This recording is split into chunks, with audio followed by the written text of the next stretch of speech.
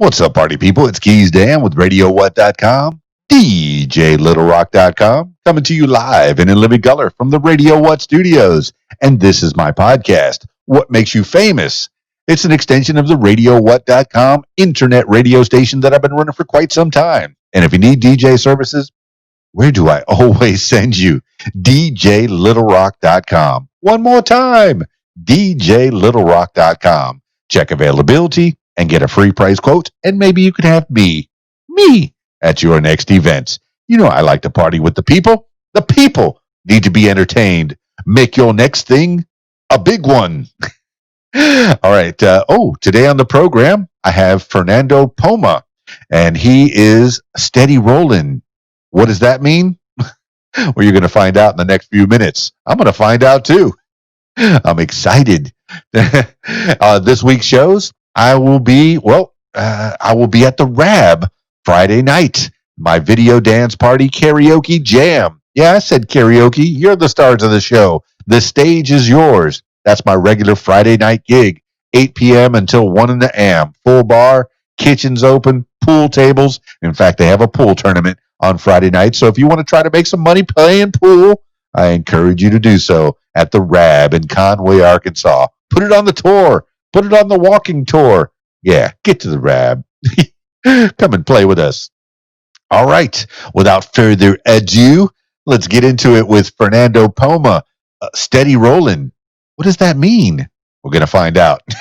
I get to have him on Skype. So if you're listening to the audio version of this, I encourage you to check out the video version. Head over to my YouTube page. You can find it. Just say KeysDAN and look for the Radio What logo. That's the easiest way to do it. YouTube.com/user/KeysDAN. Just look up KeysDAN. I know that there's several YouTube pages, but you'll find the one that has the Radio What logo. That's the one I'm using for the podcasts that I've been doing. All right, enough about that. Let's talk to Fernando Poma. Skyping Fernando Poma now.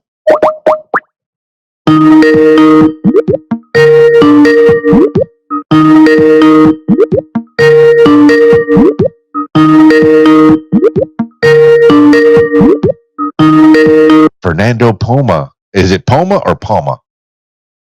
Poma. Poma. Excellent. Fernando Poma of the Steady Rolling Band and many, many other things. I'm so excited to talk to you, man. We've been planning this for a couple of months now, and I've been learning little bits and pieces about you, but I don't know a lot about you. If you were writing your own Wikipedia page, and you may even have a Wikipedia page, if you were writing those top 2 paragraphs, give the people an idea of what would be in those top 2 paragraphs. Who is a Fernando Poma?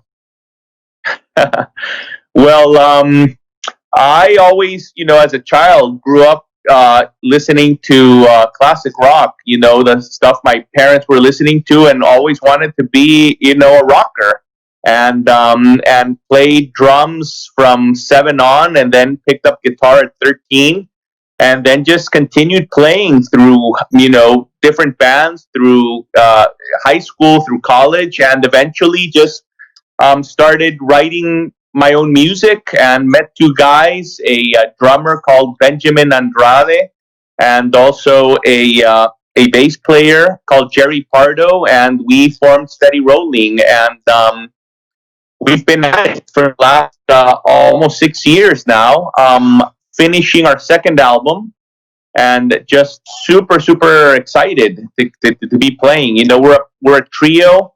And we play music try to be as authentic as possible, very little in terms of effects, and just try to get that rawness out into the audience, and the rawness into the tapes, also into the recordings. Well, you have an international flavor, and okay, let me start with what do you consider classic rock? The classic rock that you were growing up with.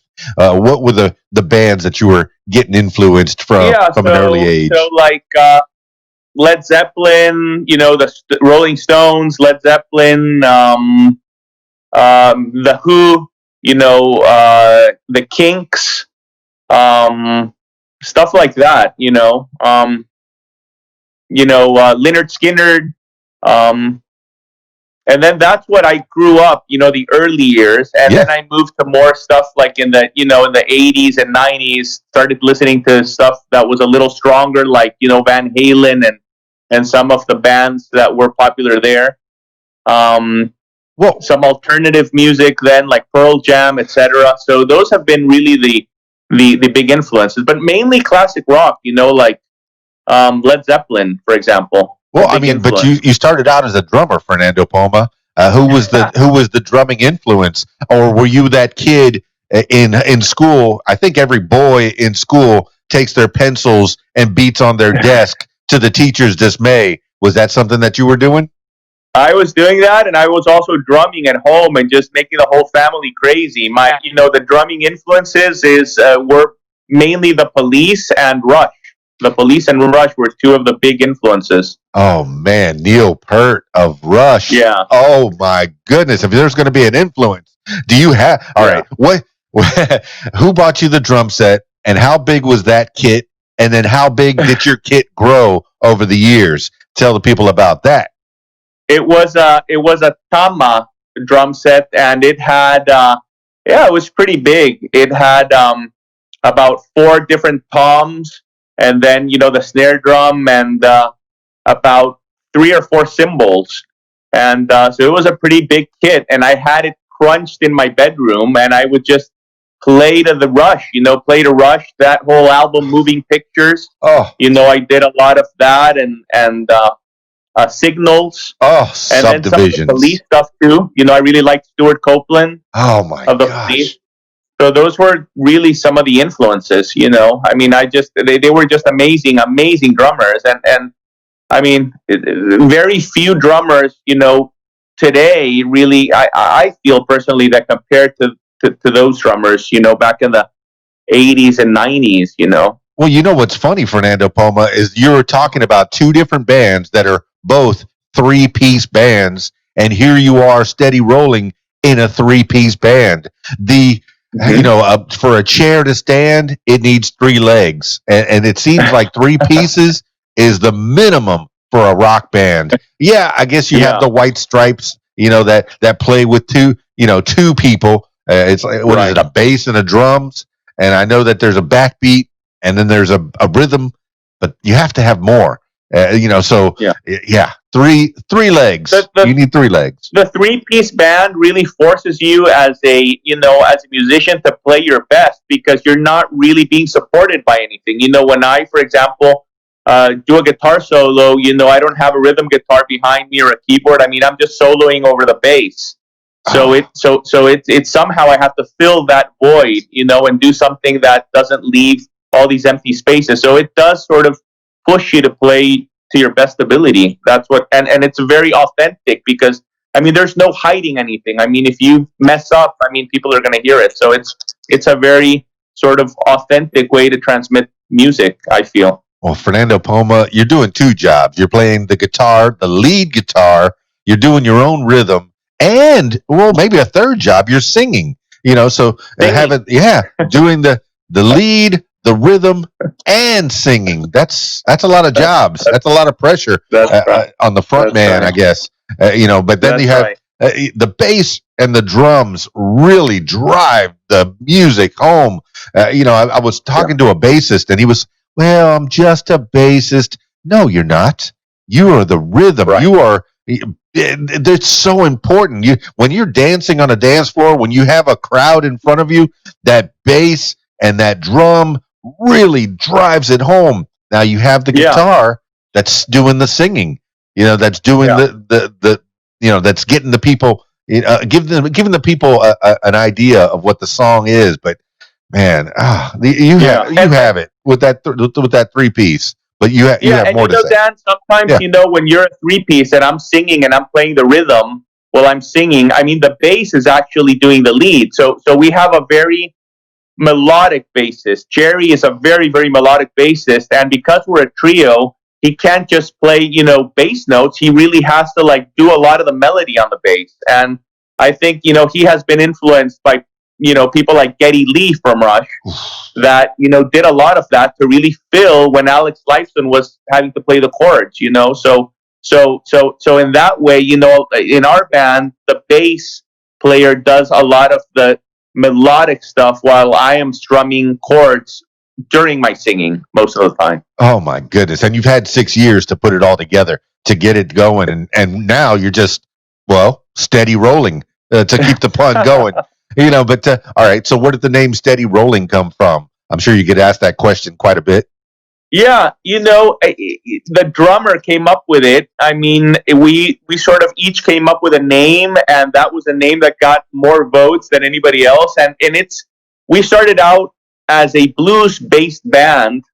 We've sort of diversified into more stuff recently, but we started out really playing blues-based rock music, and Steady Rolling sort of gave us the image of that sort of slow-moving train through, the Mississippi Delta, and that those places where blues really originated from. So it's the image of this steady train moving through these different states, in the U.S. where blues came from.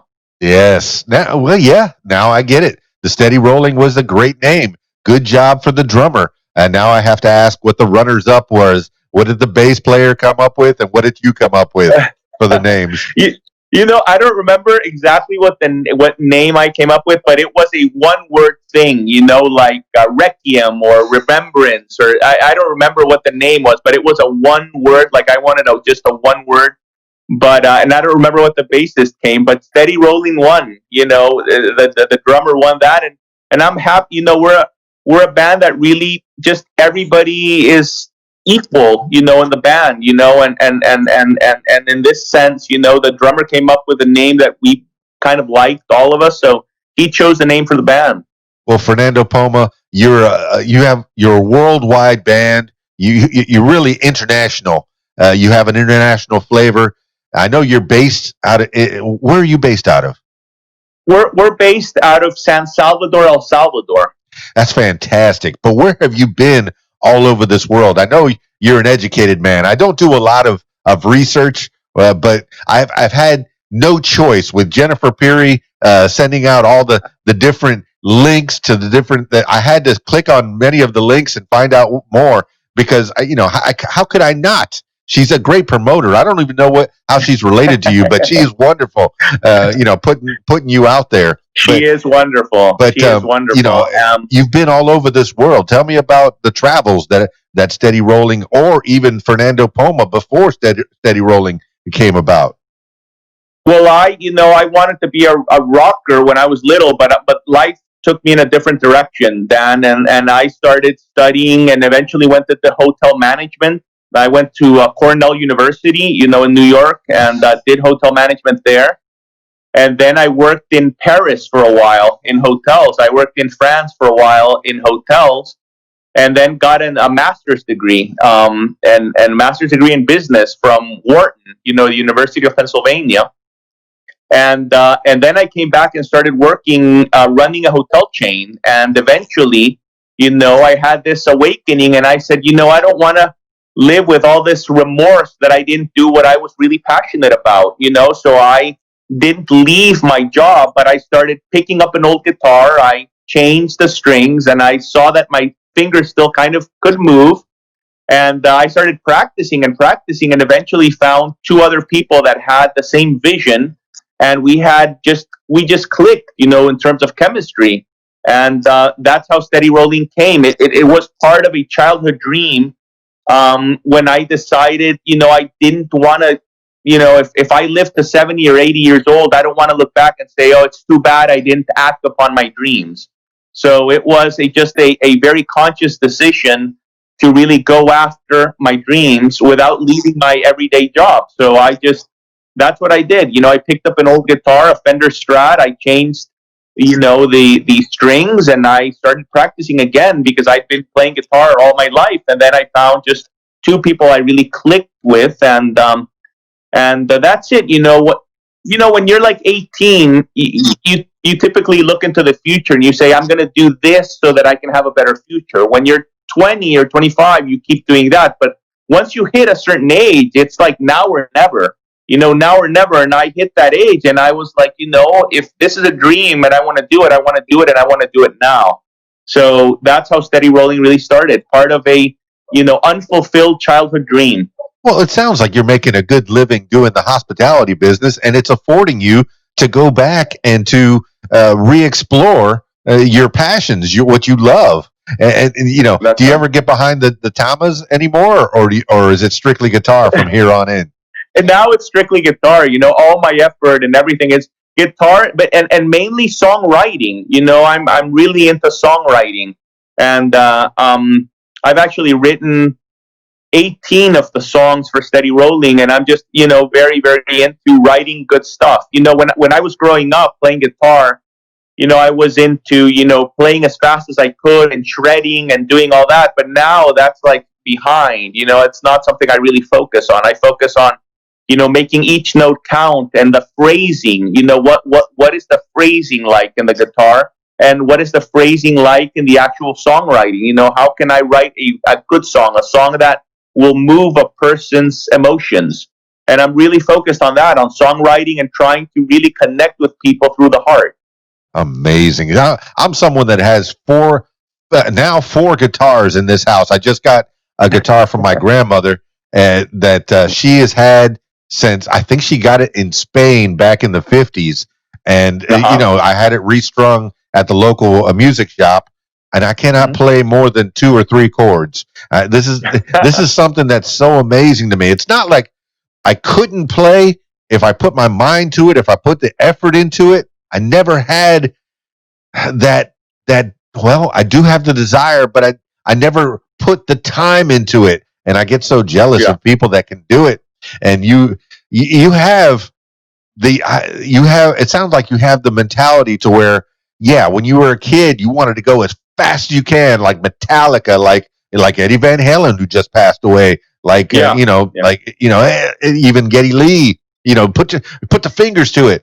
But then you realize that slower and steady rolling, is much better, and you're getting the words out there as well. But go ahead.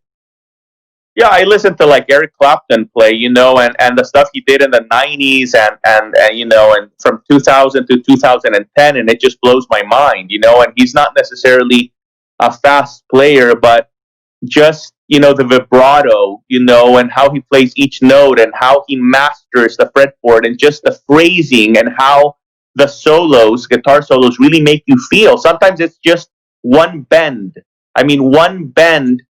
And bending that same note can give you goosebumps. And that's really what I'm looking for right now. I'm looking for stuff that really moves me and moves my emotions, and to do stuff that adds to the music more than just doing stuff that shows off. So I'm just really focusing on writing stuff that connects with people, and that connects with me, and that really moves me, and hopefully moves others also. Well, Eric Clapton is considered one of the greatest guitar players, of all time. But there's a well-known story, and I'm not sure if you've heard it, when he met Jimi Hendrix, and he was playing, in a show with him, and he's watching Jimi Hendrix play, and he says to another musician, I can't remember who it was, he said, "What are we doing here? Well, look at this guy. What are we doing here?" Yeah. That guy was magic with a Fender, the same kind of guitar that you play, except his was strung upside down because he was left-handed.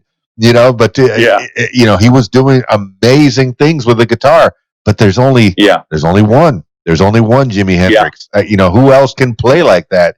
Who else plays fast that you want to emulate, or is so proficient that you want to emulate? You want to be just like them, or is there anyone like that?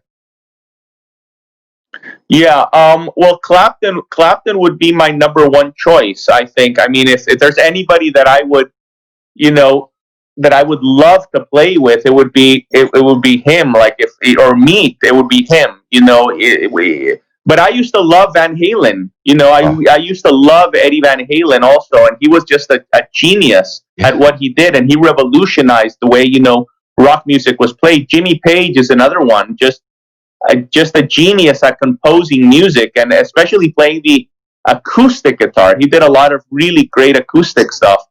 So I don't know. There, all of these guys are my heroes. There's some really good guitar players nowadays too. I was listening to the Marcus King band. I thought they were just amazing. Tell me about the John Marcus Mayer King band. I really think you great. might have just stumped the DJ. Who is the Marcus King band? Marcus King band. They have a great song called "Goodbye Carolina." I mean, just incredible blues player, and he's really young. He's in his early 20s, I believe, and just amazing. I will There's have to people check like it out. Kev Mo is just an amazing blues guitarist. Kev Mo has this song, "Am I Wrong?" It's a slide guitar. It's just amazing. Oh, All yeah. these guys, John Mayer is also a really good. I mean, John Mayer, he showed up on the Chappelle show and he started playing, just like goofing with him. John Mayer can play guitar. You think, oh, this kid, wow, and I'm watching him play, and incredible. And there was another kid. Amazing. There was a little blonde kid. I can't remember. He sang the Red Light. Oh my gosh, what was that? Yeah. The Red Light. Oh, if I can look it up.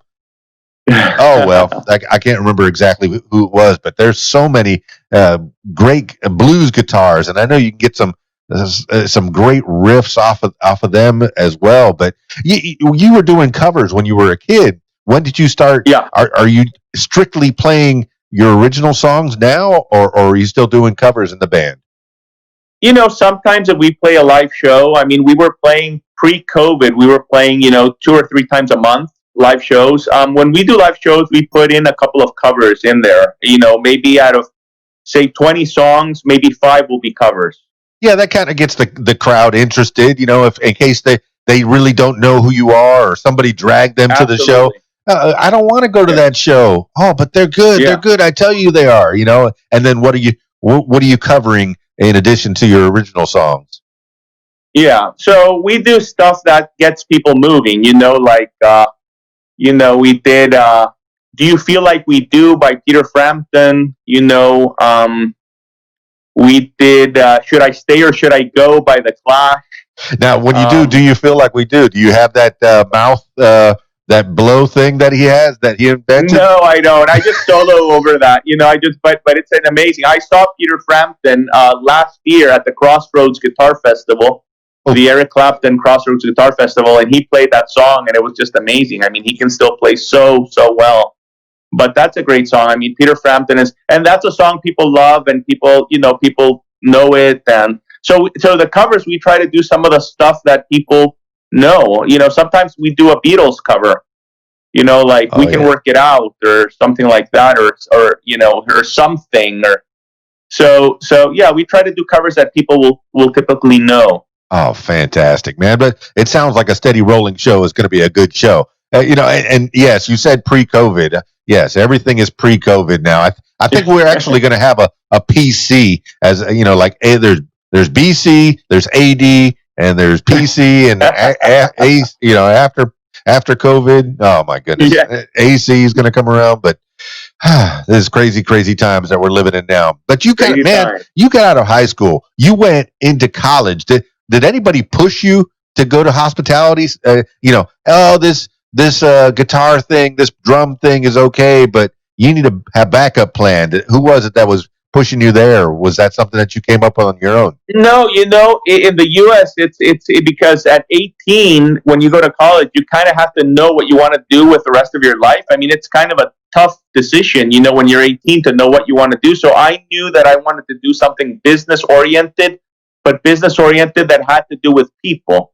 So hotels, automatically came to mind because it was a business, but it was related to people. And I really love relating to people. And it was just something that gave me an opportunity to do something where I could earn some money, but also relate to people. But I never left the guitar thing. I just wanted to make sure that I had some sort of a steady income, at some point. So that's what I ended up doing, and sort of put off the guitar thing and continued playing, but less until I decided, it's now or never. And that's when I really, went into it, with a lot of passion. No, man, you did the right thing. There's a lot of people that are starving artists, and you made sure that you did not have that. You had a good, steady income to keep you going. I myself have an insurance job that affords me the ability to do, Yeah, the other things that I want to do. The podcast, exactly. the DJ stuff, Exactly. and You can do more than one thing at the same time. I mean, there's no rule that you can only do one thing. Well, are you from San Salvador? Are you born and raised in San Salvador? I was born, we left when I was around 6, but I was born there, and currently I'm living between El Salvador and Costa Rica, so I commute between both countries. Okay, okay, but El Salvador. Okay, so El Salvador, and you left when you were 6. Where did you end up after that? Did you go straight to New York, or did you go to Costa No, Rica? no, we went to Miami for a couple of years, I'm from and then we Miami. missed Latin America. So we went to Guatemala, and then we went to Washington, D.C., and then moved back to Guatemala, and then I went to high school in the U.S. Where'd you go to high So school? we I'm, moved I'm around I'm from a lot. Miami. When were you in Miami?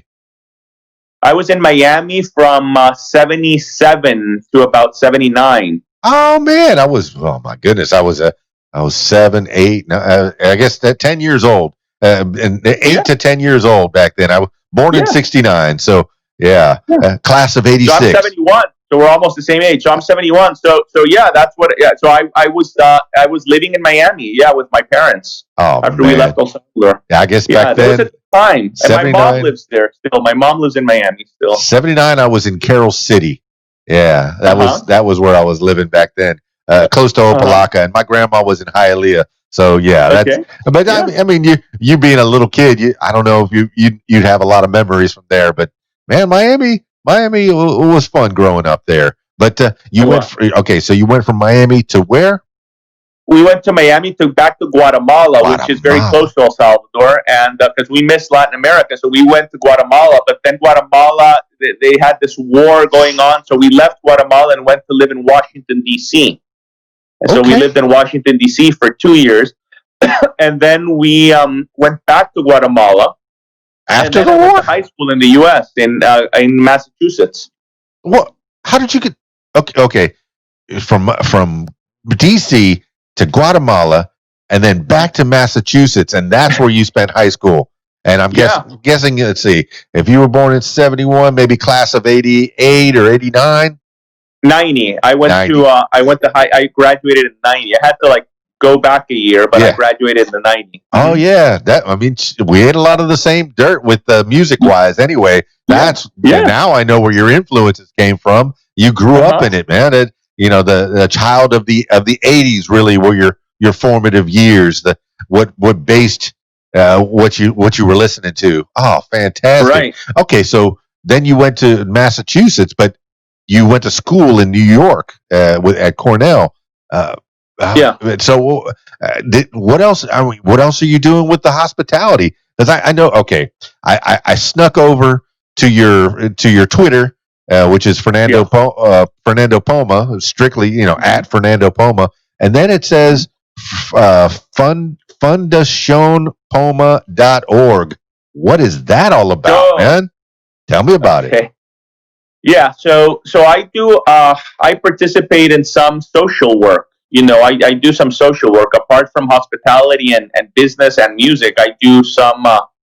I help people in El Salvador, particularly abandoned children.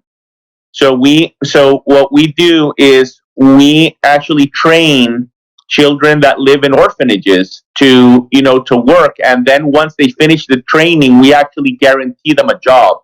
So what we're trying to do is give all these uh, children that have been abandoned by their parents or don't have parents and live in these homes. We try to give them a change of life, to transform their lives by training them in an area that they like, and then offering them a job. So we've done that with about 300 children already, and that's something I participate in. To try to get a lot of these children to have an opportunity and not have to face sort of the street, and how to live and how to eat in the street after they get older. So Fernando Poma. and then we have these other Yeah. foundations that we have a university that has different career paths, business, legal, and engineering. And what's unique about it is that we basically accept people based on their ability. And once we accept them, we see how we can actually help them pay for their own education. I mean, we either give them scholarships or financing. And about 3/4 of the students have either scholarships or financing. And that's something that I participate in also. And then we have health. We do a lot of work in health organizations to try to help, impoverished areas in El Salvador with food and medicines. So I do a lot of social work also, apart from business and music. Well, a lot of people say they want to help people, but you're actually doing it. Fernando Poma, I commend you. You're an angel, bro. I appreciate that. And when did you get involved in this philanthropy? How did that happen? Well, I got involved about 20 years ago, and I wanted to help the people that are suffering the most, and I felt that the people that are suffering the most are people that have not only economic problems but also emotional issues. I mean, how hard must it be for somebody to get abandoned as a child because a lot of these children have parents, but parents that maybe don't want them or abuse them. And so I really wanted to go in and help these people that were really suffering. So that's what I decided. How can we transform their lives? And the way to transform their lives was to give them a window of opportunity for them to be self-sufficient and for them to work and for them to earn their own living and for them to not depend on others for their livelihood. And that's really what we're doing. And it opens your heart, Dan. It opens your heart. I mean, part of it is for other people, and part of it is for myself. In the end, I feel much better as a person, and I feel more loving as a person if I'm really able to help other people. That's what I feel like on a small scale whenever I do these interviews and talk to people and let them open up and tell their stories and promote themselves. But man, you are not just talking the talk, you are walking the walk.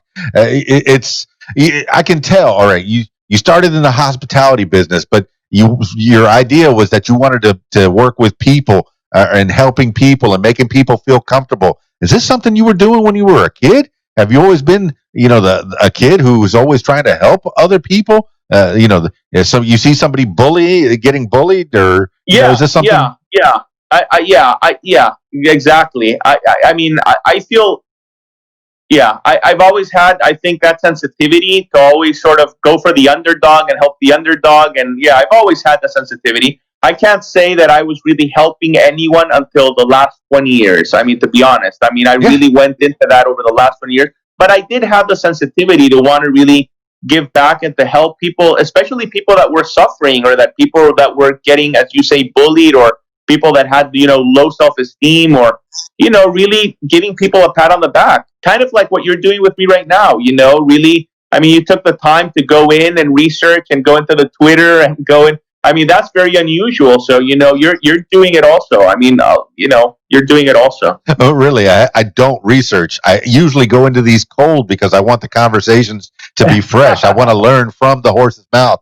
But, I tell you, I've admitted it on this podcast before. When I was younger, I was looking to make myself, a career. I wanted to go into radio. I wanted to be a mobile DJ. I wanted to go into firefighting for a while, but I never really felt like I helped as many people as I could have. I never stepped on anybody. I never hurt anybody, but I remember I didn't help as many. But now that, there was a certain time that, once I got past a certain age and I started to learn things, I said, well, you know what? I need to pick up some people along the way. As I'm heading up this ladder, don't look down on people unless you're looking down to help them up.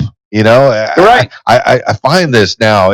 I feel like I want to help people, but I'm not 20 years into philanthropy, helping out 300 kids. Oh my goodness! How do you get started in something like that? What? How did the Fundación Poma begin? It was just a thought, and then a thought, and then just, I had this thought of wanting to help people that were suffering the most. And I felt that these kids, they had emotional issues and economic issues. And then from there, I just started researching with people that were working with me in business, researching what can we do to help these people out the best way without having to invest a huge amount in something that could not be feasible. How can we start small but step by step? And that's how we started. The first year we helped 17 kids. And then the second year we helped 31 kids. And that's how we started, initially training them instead of our own businesses. And what we would do, Dan, is so we would get these children that were 18. I mean, they were a legal age. And what we would do is rotate them in our different parts of the business. Okay. And they would choose which area they liked the best. So we would never train kids in an area that they didn't like. We would actually allow them to choose. So some kids would say, I want to be a chef. Some people said, I want to work in reception. Some people said, I want to work in marketing, or I want to work in rooms, And once they chose the area they like, we would train them. And then the nicest thing is that we would guarantee them a job. So we wouldn't train them just to get a job. We would train them, and then if they finish, we would guarantee them a job. So we started with our own businesses, trying to make space for them, and that was a very low risk strategy in the sense that it didn't require a huge investment. It just required us picking up these children from their homes, bringing them, training them, and then if they finished, guaranteeing them a job. And little by little, we started expanding the program, and now each year we're doing more than 100 children each year. I'm starting to get it now. You brought them into the hotel business, and yeah. you kind of made them, gave them an internship to see what they were interested in, and that's fantastic. Yeah. How you put your day job and made it even more. Helping kids out. That's fantastic, man. And there's so much to do. It didn't require investment. Just look, guys. What area of the business do you guys like? What are you passionate about? Because it's so much easier if you can get to their passion. And once they choose, we had a training program in one of these 20 different areas, and then we trained them. And then if they finished their internship, as you say, we would hire them. That's amazing. See, that's how you come up with an idea. How can I implement it? Well, I'm working in the hotel business. I have many, many different jobs, different avenues that people can explore. And you got these kids that are just hungry, and wanting, have a desire to do something.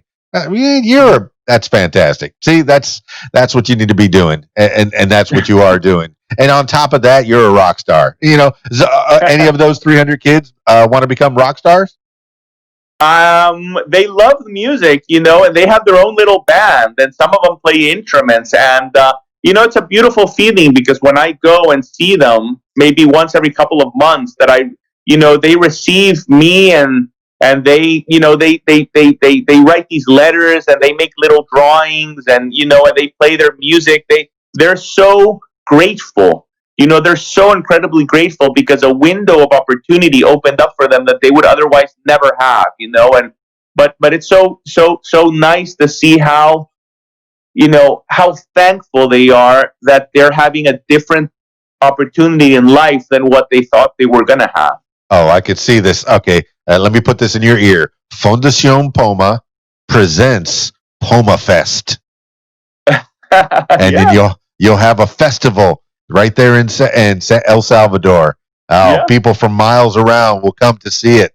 I can see it. And all these kids opening up for Steady Rolling, because Steady Rolling is going to be the big band. I don't think there's any band bigger than that. And that's hopefully. That's you know what? The other thing we're doing, Dan, now that you mention it, is we are creating these music festivals. You are. We are creating music festivals, and the idea is that local bands from El Salvador have a outlet to be able to show their music to different audiences. So what we do is we have done about 6 of them already, and we choose different bands from El Salvador that have their own original music. and we pay the band, and the band comes and plays at this music festival that we set up, and the band actually presents their music to a large audience of 700, 800 people, and Wow. it's an audience that they would otherwise not get to if it wasn't because of this music festival. And also the media coverage the music festival gets also allows these bands to get some of their own coverage. So what we're trying to do is help local bands with original music that they write, come and really show their music to different audiences, through the media and also through these live concerts. I was kind of making a joke, and here you are. You're actually making this festival. You start locally, and you act globally, man. But that's how you do it. You take care of the people in your own front yard and your own backyard. And if everybody swept their own front porch, the whole world would be clean. And that's what you're Yeah. doing. You're helping people. What's the name of the festival, and how often does that happen? It's called the Inter Sky Lounge, and what it's called the Inter because we do it at the on the roof of the Intercontinental in San Salvador. We do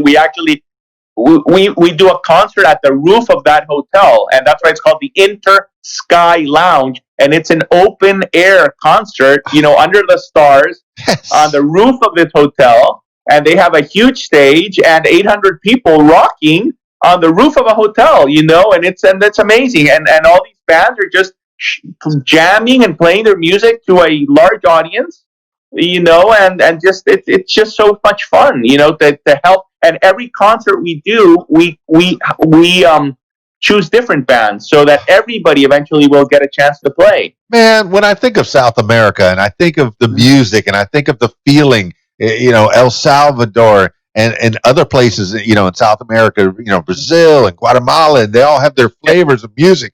And that's what I expect whenever you want to go on vacation or tour. You want to go and you want to experience the flavor. What better way than to go to this Sky Lounge festival? How often does that happen? And it's open air. About every month. It's like once a month during dry season because it's in open air, right? It can't rain. So we do one in November, December, January, February, March, and then until next November, December. So we've had about 6 of them. Yeah, now I have to remember that is the summertime in South America. That's right. That is the dry season. That is the dry season. So, all right, for those of you listening here in the northern hemisphere, if you want to do your vacationing, head over to El Salvador, man, and stay at the Intercontinental there. This podcast sponsored by the Intercontinental in El Salvador. I'm guessing that's the hotel chain that you've been working for? Yeah. Oh, man. How long? And you've been doing that 20 years or longer? 20 years. 20 years, and I did 5 years in France for another company, but so I've been doing that for 25 years already. Well, what's the difference? Okay, in France, as opposed to El Salvador and France, and I'm guessing you did some training in America and in New York. So, what are the different styles of hospitality in the different areas? Do you feel like one's better than the other? Well, in Latin America, you have more service. You have more service because you have just more people. And so it's a different. In Europe, just because of labor costs being much, much, much higher. I mean, there is a tendency of having more limited service unless you stay at an extremely expensive hotel. So I guess it's just a little bit more service. More service in Latin American countries. Oh my goodness! But the brands, the brands are global brands, and the brands, whether it's Intercontinental or Marriott, they're global brands, and they have to maintain their brand standards independently of where they are. I mean, so an Intercontinental in Latin America needs to maintain the same brand standards as an Intercontinental anywhere else in the world. Well, for those that are listening to the audio only version of this, I encourage you to check out the video version on the YouTube. KeysDAN YouTube. I'm getting a little image, a little glimpse of, is that where you live? Because it looks, there's so much tapestry and it looks like you're living in a museum, in artwork. It's beautiful. The architecture. You know what happened. You know what happened. It's interesting. What happened, and I think it's fate that I was in a meditation retreat with my girlfriend and in Mexico, and then the COVID thing came, and it was so fast that they closed the El Salvador airport, and so we came to Costa Rica, and we've been traveling through Costa Rica the last 7 months, and I am in a beach place in Costa Rica right now, a place called Puerto Viejo in Costa Rica, and we've been traveling every week to a different place and just working on the computer, writing music, and just traveling and traveling. And until I think next month, I'll head back to El Salvador. But the airports have been closed, so it's been rough, but it's been a blessing, because when else am I going to have 7 months to travel? A beautiful country like Costa Rica and go from place to place, working on the computer and writing music. Yeah, you're hanging in the old port, Puerto Viejo, right there in Costa Rica on the beach. Yeah. My man, On the beach. you're living the life. But unfortunately, your boys are back in El Salvador. You haven't been able to do any practicing for the last 7 months or so. No, but we've written 6 songs. I mean, so it has given us time to write more music. But okay, so between the three of you, you're all writing. You said it in the beginning of this podcast that you're all equal members. You're all writing music. You're all contributing to that portion of the project.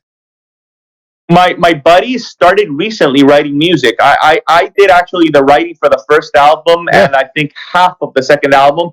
But they have recently started doing it, and their music is fabulous. So I think now more than ever, we're just totally equal partners because they're writing music, and their music is just phenomenal.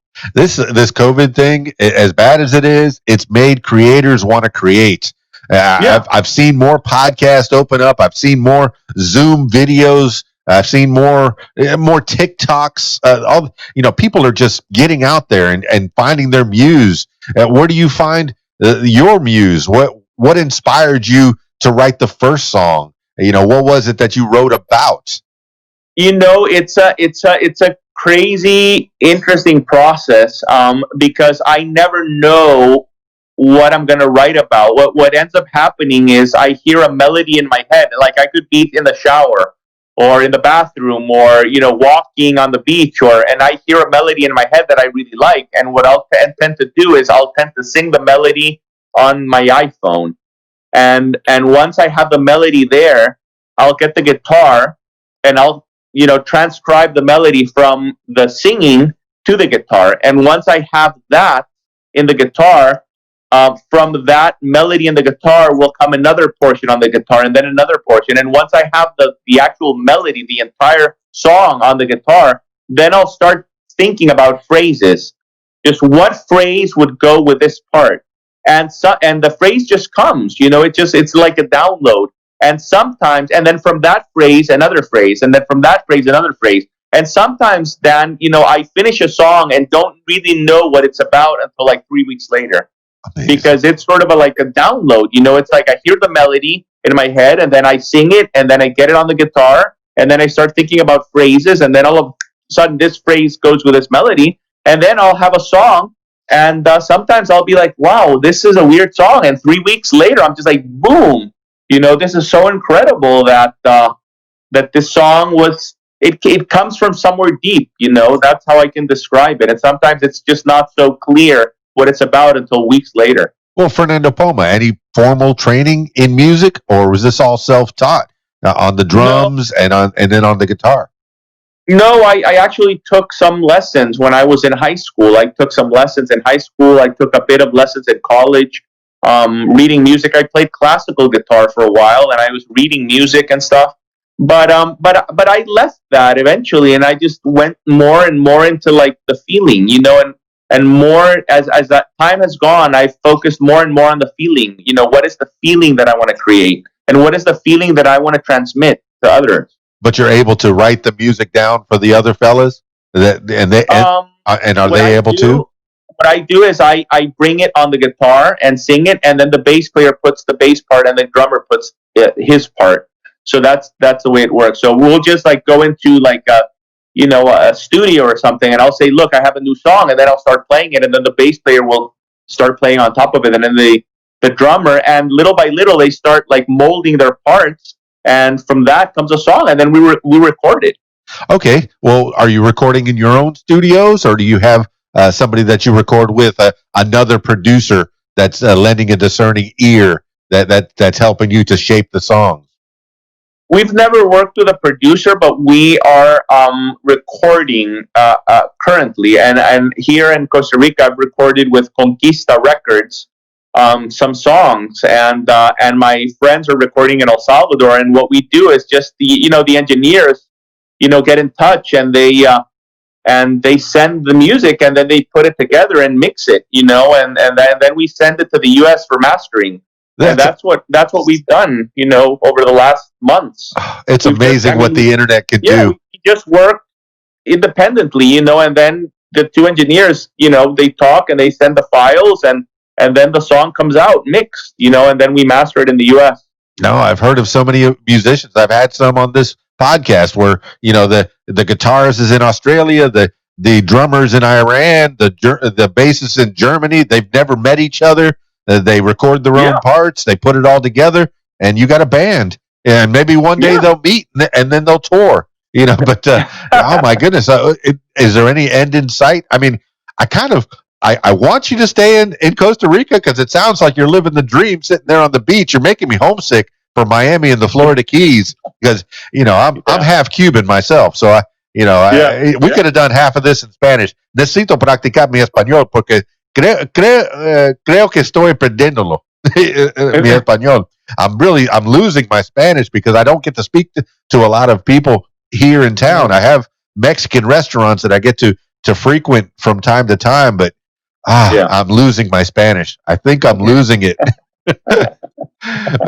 But you speak English very well, because you're international, man. You're much better than I am, man. You're much better than I am. Thanks, man.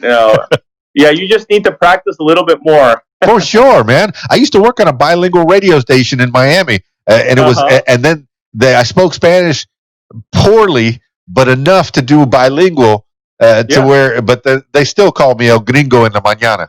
So enseñando tu español el gringo way. Teaching you Spanish the gringo way, right? Gringo, yeah. Oh, but it was so funny. It was fun, man. But I do. I miss South Florida quite a bit because you go sometimes to South. My grandma and my mother are still in the Florida Keys. They say, "Come home, son, come home." But I'm so busy here in Arkansas, and I've got myself, in such a way to where I'm working round the clock almost, and I'm taking care of a family, which is great. Absolutely. I'm happy to have that. I see you have love in your life. You have the girlfriend that's helping you, keeping you balanced. How is that situation where, what does she do to that? Because I know when I get home from DJing a show, my head is this big, man. All the people have told me, "Oh, we love you. You did so good. You kept the dance floor full the whole night, and everybody was so happy." And then I come home and, "Hey, could you take out the garbage?" Okay. Okay. Typical. Yeah. It's what keeps you balanced. It's wonderful. It's a wonderful thing, man. Absolutely. It keeps you grounded. Totally. For sure. Totally. Yeah, but we all need love in our lives, So, and she's great. Her name is Annie. She's great, and we've been stranded together for the last 8 months, and it's been a good time. It's really been a good time. The COVID thing has been really rough on business, but it's given us a time to meditate, to think about life, to think about what you want to do, to just write music, to just read books. It's given us a pause that we would otherwise not have. So there is always a blessing, in all these difficult situations. Yep, and it sounds like you're building a good relationship there. I appreciate that. Well, Fernando Poma, any other avenues you want to explore as we round this out? And any shout outs you want to give? Just really hopefully that, people that are listening can check out our music. It would be, I feel so grateful if people could check out our music. It's Steady Rollin with an N without the G, Steady Rollin and we're in all the you know media sites, Spotify, iTunes, everything. I mean, we'd be so grateful that people could just listen to the music. And you say you have So those. grateful to you, Dan, really for this opening and for your interest and a wonderful, wonderful interview. Well, thanks to Jennifer. She's the one that puts this together. But steady rolling with the N. That's very Southern blues. I like that. But you have all? Do you have all 18 of those songs out there for available for purchase? They're ready. We have about 18 songs ready right now. People can find our first album, which is called Love and Loss, and that they can find about 4 other singles that are there. So that's what they can find in Spotify, iTunes. We also have some videos, some videos in YouTube, and we've been actually very, very lucky, Dan. I mean, very, very lucky, because when I started this, I thought maybe 10 people were going to listen to our songs, and for some reason over the last 2 years, something has happened, and more people are listening, and we're just very, very fortunate. I don't really know why, but just feeling very grateful to everyone for really the support they've given us. That's the problem. You do a good job, and they keep calling you. And then you, on top of it, being a Superman. Okay, I know if you're watching the video, you see I have Superman behind me. You are a Superman. You're doing the job. You're not only supporting yourself and supporting your family, but you're also helping other people, and that's what we need to be doing. If we have the means, once you take care of yourself, try to take care of somebody else. And I know that your organization can't be just you. There has to be other people involved as well, right? Helping these 300 kids, and those kids have grown up, and now they're all the better, because of you. It's got to make you feel good. You have to go to bed thinking, you know what, I had a good day, and you go to bed and you dream good. I hope you do. I hope you do, man. Do you find yourself did you feel like you have a good life? You feel like you're doing? Yeah, I feel that it's important for us to be able to. I mean, we're not. Nobody's perfect, and we make mistakes. I've done stuff that I feel ashamed of, but I feel that nowadays I look at myself in the mirror, and more I like what I see, and it's through doing this stuff for other people that really my heart opens. But it's not only for them; it's for them, and it's also for myself. Because it provides me sort of a life where I kind of am getting to the point where I'm liking the person that I see in the mirror. And I think that's important. That's excellent, man. Well, I like who I see right here on the Skype. I appreciate you, man. Fernando Poma. Man. Well, I mean, as we round this out, I usually finish these things off with last words for the people.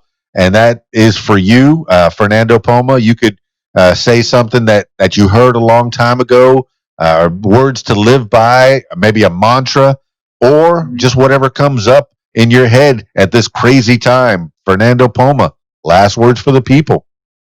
Well, just it's never too late to do what you love, and there's an ability to do more than one thing at a time, and that's something that has changed my life. I did this hotel thing, and I'm very passionate about, but I did this music thing, which is my childhood dream, and I'm doing it, and I am really, really excited, and just urging people to really not wait. Don't wait till you're 70 to have a life full of regrets. If you can do it and you have the ability to do it, try to do it as soon as possible, because life goes by in an instant. Well, there you have it, party people. Fernando Poma of the Steady Rollin' Band. Oh, my goodness. And so much more. Fundacion Poma. Just look him up on Twitter, Fernando Poma. It's just as common as spelling as you can. To spell it phonetically, Fernando, Poma. Look him up on Twitter and then click that link. You'll find that he's not only a rock star following his childhood dreams, but he's also a philanthropist, helping other children achieve their dreams. What? You just don't know. You don't know what the story is what story is behind some people. I mean, I know he's probably very low key. You probably wouldn't know it, but he is into helping other people, and that's what we should all be doing. If you have the opportunity to help somebody, do it. Do it. I try to help people. If somebody asks me to do something, I do it. I try to. If I have the means, if I have the time, I will do it. In fact, I have something to do on Sunday. I'm helping someone on Sunday. Yay. I'm excited about that. People helping people. Fernando Poma, you are a Superman. I appreciate knowing you, and I appreciate knowing that there's people like you in this world. It gives you hope. It gives me hope. That you're helping other people. You have to help yourself, and then you try to help somebody else. That's what you should be doing. We can get along. We can. I mean, this man's been through it. El Salvador, and then El Salvador had a war. Oh, let's get out of here. And then after the war's over, he goes back to help. That's fantastic. That's super. And hey, I encourage you, if you're in El Salvador, head to the Intercontinental, and you might catch an event on the roof. Stay in their rooms, and maybe Fernando Poma will help you have a comfortable stay while he rocks your face off with his great songs. I'm so happy to know. Steady Rollin'. Look him up. All right. That's it for me. I'm just gushing. I'm gushing. I had a great time talking to Fernando Poma. Now I turn my attention to you. If you would like to tell your story, I encourage you to give me a call, 501-470-6386, or email info@radiowhat.com. That's it for me. It's KeysDAN, radiowhat.com, DJLittleRock.com. Peace. I'm out of here.